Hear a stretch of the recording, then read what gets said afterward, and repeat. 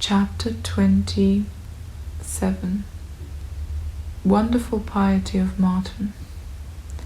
No one ever saw him enraged, nor excited, or lamenting, or laughing. He was always one and the same, displaying a kind of heavenly happiness in his countenance. He seemed to have passed the ordinary limits of human nature. Never was there any word on his lips but Christ, and never was there a feeling in his heart except piety, peace, and tender mercy.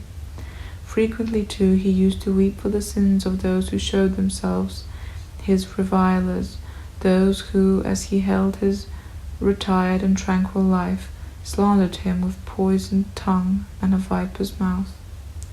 And truly we have had experience of some who were envious of his virtues and his life, who really hated in him what they did not see in themselves, and what they had not power to imitate.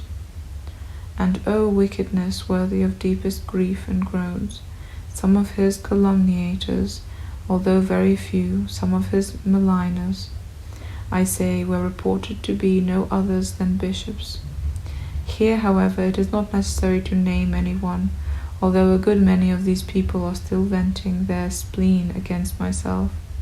I shall deem it sufficient that if any one of them reads this account and perceives that he is himself pointed at, he may have the grace to blush.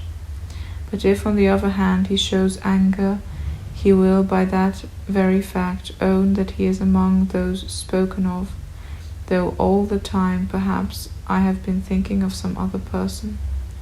I shall, however, by no means feel ashamed in any people of that sort include myself in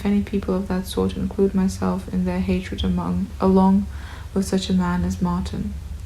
I am quite persuaded of this, that the present little work will give pleasure to all truly good men.